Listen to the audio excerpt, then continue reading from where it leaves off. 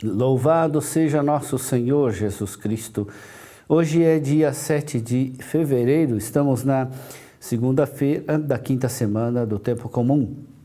A leitura de hoje é de 1 Reis, capítulo 8, versículos de 1 a 7 e versículos 9 a 13. Naqueles dias, Salomão convocou junto de si, em Jerusalém, todos os anciãos de Israel, todos os chefes das tribos e príncipes das famílias dos filhos de Israel, a fim de transferir da cidade de Sião, que é Jerusalém, a arca da aliança do Senhor.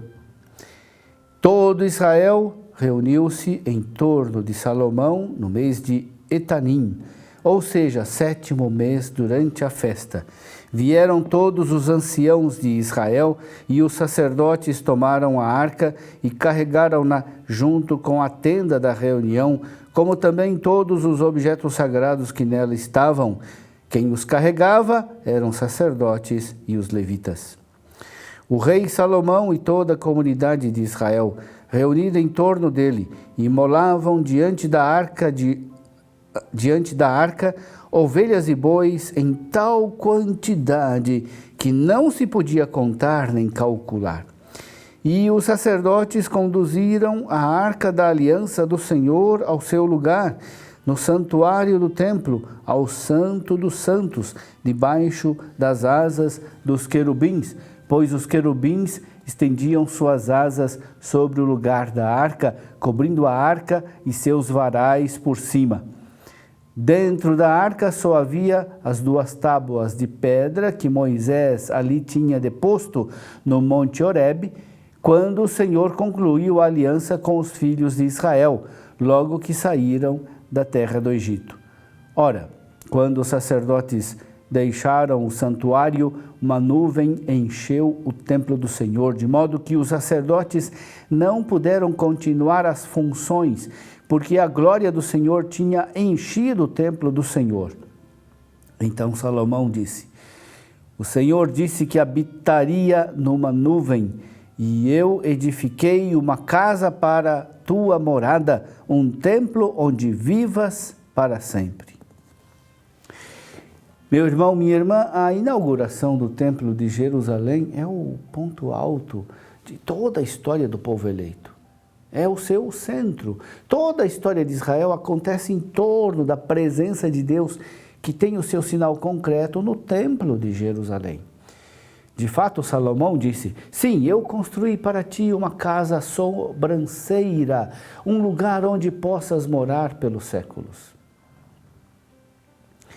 A nuvem que enche o templo é sinal da presença de Deus. Os sacerdotes não puderam ficar ali para ministrar por causa da nuvem, pois a glória do Senhor encheu a casa do Senhor. A nuvem que enche a casa de Deus mostra como ela é majestosa e como a adoração lhe é devida. Devemos compreender a profundidade do sentido religioso do Templo de Jerusalém. Por outro lado, sabemos que o templo era somente um símbolo do verdadeiro templo, que é o próprio corpo de Jesus. Com efeito, o próprio Jesus declarou: destruí este santuário e eu o levantarei em 3 dias. Ele se referia ao santuário, que é o seu corpo. Jesus em pessoa é a presença de Deus, estabelecida para sempre entre os homens. Em Cristo, Deus está presente pessoalmente, não somente através de um templo edificado por mãos humanas. Em Cristo, Deus é definitivamente Deus conosco, Emanuel. Mais do que isso, em Cristo, Deus, cheio de bondade, está entre nós, acessível pessoalmente. O nosso templo, Cristo, foi inaugurado também, não com festas de triunfo, não com imolação incalculável de ovelhas e de bois. Nosso templo, Jesus, foi inaugurado com o sacrifício da cruz. Com esse sacrifício de si mesmo sobre a cruz, Cristo nos abriu as portas da sua intimidade com Deus.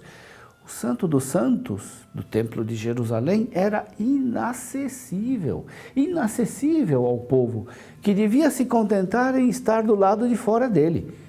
Em Cristo, ao contrário, nós somos admitidos em Deus e somos unidos a Ele como os ramos à videira.